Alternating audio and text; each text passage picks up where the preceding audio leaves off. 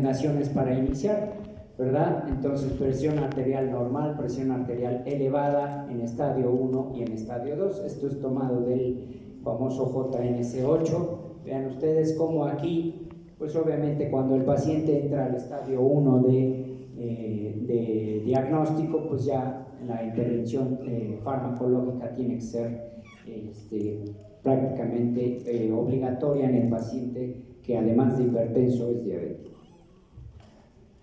Algunas otras consideraciones de diabetes e hipertensión que hemos aprendido a lo largo de estos años que se han publicado estas guías. Recuerden que ahora ya todo es guías, todo es medicina basada en evidencia, ¿sí? En el JNS7 pues no se consideró la raza del paciente, y vean ustedes cómo las primeras líneas de tratamiento eran los diuréticos, inhibidores de la ECA, beta bloqueadores,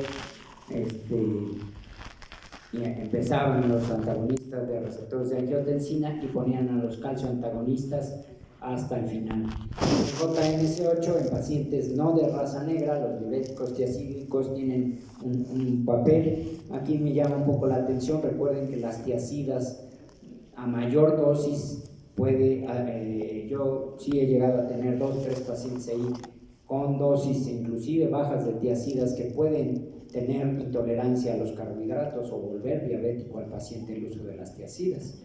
Esta era la idea que tenía hasta antes de estas guías. Sin embargo, vean ustedes cómo en pacientes no de raza negra ponen a los enfermos y como primera elección los diuréticos tiacídicos. Entonces, cuando a mí me llegaba, con todo respeto, me llegaba una receta en un diabético con un diurético tiacídico, pues decía, pues lo primero que hacía era quitarle el diurético tiacídico, porque pues esa era al menos la idea que yo tenía, que la tiacida podía descontrolar el perfil de glucosa, ¿verdad?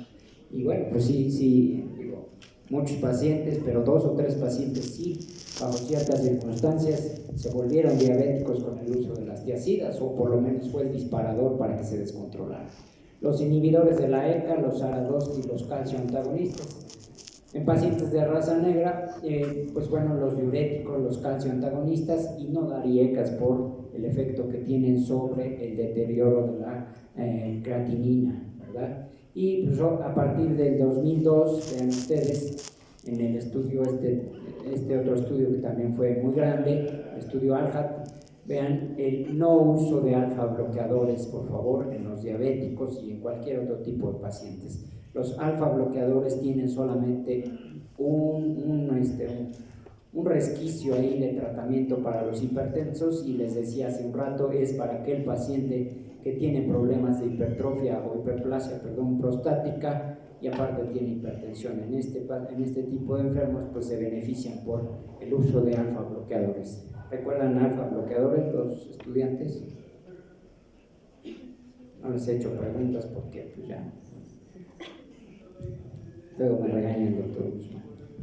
Alfa bloqueadores, los estudiantes son los de la escala. Alfa bloqueadores, no les había preguntado hasta ahora. Alfa bloqueadores, 1. ¿No? ¿Alguien? ¿No? Pues qué bueno que no se acuerdan, porque esa es la idea, que no se acuerden en el diabético hipertenso. Alfa bloqueadores, recuerden prazosine, doxazocin, terazocin, ¿sale? Y si lo usan, pues úsenlo en el de acción prolongada, el de vida media más larga sería doxazocin o terazocin. El prazosine es de vida media muy corta, ¿sale? Entonces, diabéticos e hipertensos, desde el 2002, pues no recomienda el uso de este grupo de fármacos. En este otro revisión del 2016 de una revista de farmacología, vean ustedes cómo las distintas asociaciones están de acuerdo en que pues, los inhibidores de enzima convertidora y los antagonistas de receptores de angiotensina pues son el pivote del tratamiento de la diabetes, del hipertenso con diabetes. Vean ustedes, todos en esto sí, todos están de acuerdo. A ver, otra preguntita, pues si no, no tiene chiste. Antagonistas de receptores de angiotensina. Los estudiantes, porque si no, los colegas. ¿Alguno? ¿Cómo se llama? ¿No? ¿Alguien? Todos los sartanes, ¿no? Telmisartán, losartán, candesartán, irbesartán, eprosartán, fimasartán, que es el más nuevo, acilsartán, lo que ustedes quieran. ¿Sale? Inhibidores de la ECA, pues ya saben, ¿no? Captopril, enalapril, ramipril, perindopril, quinapril, lo que ustedes quieran también, lisinopril. Pero una recomendación que nos dejó este estudio Target es que nunca tenemos que asociar inhibidores de la ECA con receptores de angiotensina. ¿Sale? Sí nos han llegado a tocar ahí por ahí una que otra receta que vienen con captopril y aparte telmisartán o losartán. Entonces el estudio Target nos dijo que no tenemos que asociar este grupo de fármacos. Pero vean ustedes, la tabla es simplemente para decirnos que los inhibidores de la ECA o los antagonistas de receptores de angiotensina, y pues lo ahora en boga es combinarlos con calcio antagonistas dihidropiridínicos, en específico los de acción prolongada como lo es el amlodipino. Ahora la moda es combinar todo con amlodipino. ¿Sale? ¿Y por qué con amlodipino? Pues porque los calcioantagonistas no dihidropiridínicos pues son metabólicamente neutros, no tienen efectos sobre el metabolismo. Como decían, éramos muchos y parió la abuela. Entonces, si yo le doy a un paciente hipertenso un medicamento que le descontrola la glucosa o que le descontrola el perfil de lípidos, pues entonces le estoy favoreciendo yo el riesgo cardiovascular. Entonces, por eso la idea ahora, desde hace algunos años, y si no mal recuerdo fue de las guías europeas anteriores, fue cuando empezó el auge de combinar todo con amlodipino. ¿Vale? Obviamente pues esto le da un poquito de más potencia, pero puede traer algunos efectos secundarios. Recuerden que los dihidropiridínicos producen edema mayoral, cefalea, rubicundez, etc., ¿no? En esta otra tabla, las estrategias de tratamiento de las guías europeas, vean ustedes cómo entonces ellos consideran clase 1, es decir, aquellos que tienen una fuerte recomendación de que yo inicie tratamiento antihipertensivo cuando la presión arterial es mayor de 140/90. Y bueno, vean ustedes, los objetivos de ellos es llevar al paciente con diabetes a menos de 130 milímetros de mercurio, cuando es hipertenso y aparte es diabético, ¿verdad? Y bueno, pues tratar de, a veces ellos dicen no bajar por debajo de 70 o de 80, a veces es un poco difícil, es un poco impredecible que yo pueda mantener a un paciente si a duras penas lo puedo bajar por debajo de 140 o debajo de 90 la diastólica y ahora lo tengo que mantener entre 70 y 80, pues yo creo que sí es todavía más difícil. ¿Vale? Como les decía hace un rato, el perseguir el número pues así no es importante, siempre y cuando lo tengan en la meta del tratamiento, ¿verdad? Y bueno, a ustedes ven aquí la asociación que decíamos, ¿verdad? De calcioantagonistas o tiacídicos, ¿sí? Y pues lo que les acabo de mencionar de no asociar inhibidores de enzima convertidora con antagonistas de receptores de angiotensina.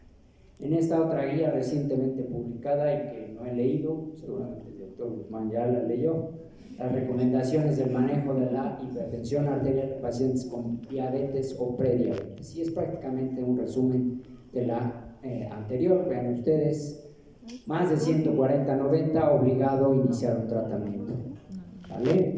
Y llevar al paciente a menos de 130 de sistólica.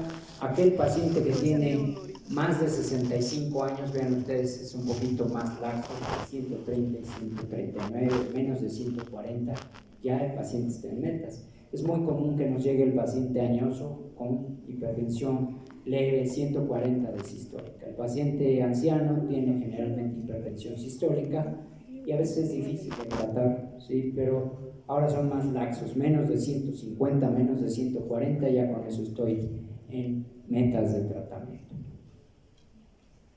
Bueno, ya para finalizar, sí me apuré ahora.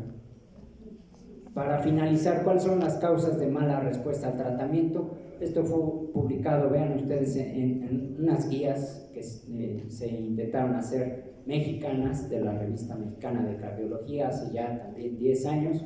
Como ustedes pueden ver, soy un médico viejo ya me estoy haciendo viejo. Puras referencias de 5 a 10 años.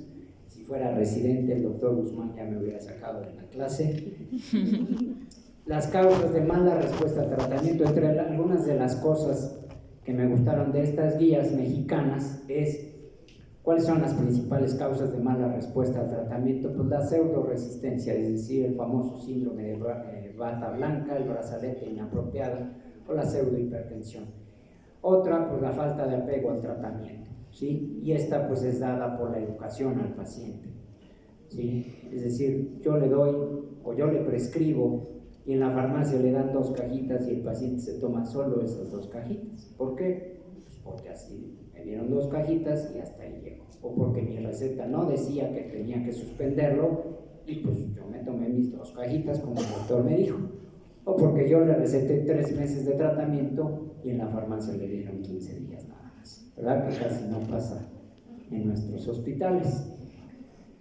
O por lo de la 4T, ¿no? Que hay que ahorrar medicamentos. El exceso en la ingesta de sal, el tratamiento diurético inadecuado, sí, esto es importante.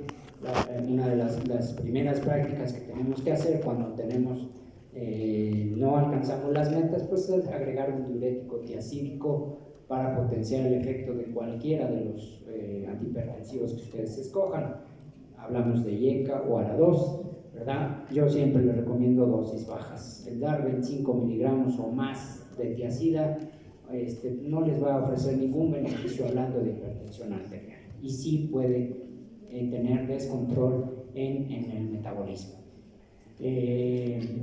Obviamente cuando sospechamos que hay daño renal progresivo por nefroesclerosis, pues esta puede ser una causa de que el paciente no responda a nuestro tratamiento. Y otra que puse aquí en mayúsculas y que casi no vemos en la práctica diaria, ¿verdad? Recibir recetas con 25 miligramos de captopril al día. Pues obviamente aquel que siga recetando 25 miligramos de captopril al día, pues es un médico que, bueno, pues viene a estos cursos para actualizarse, ¿verdad? El uso de fármacos, las situaciones comórbidas, ¿verdad?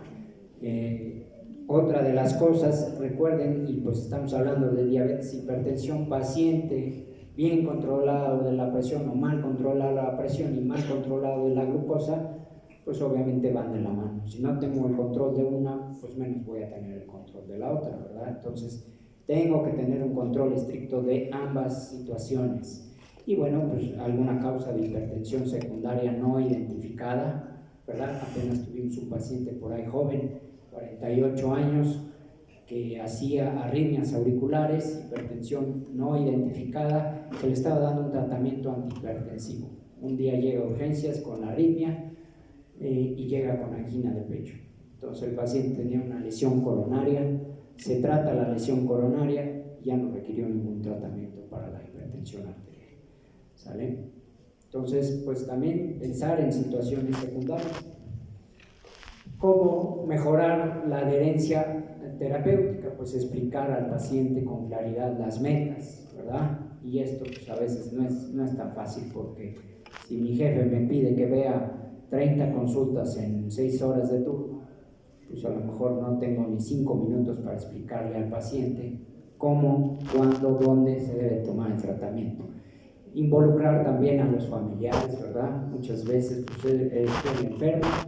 Yo casi siempre trato de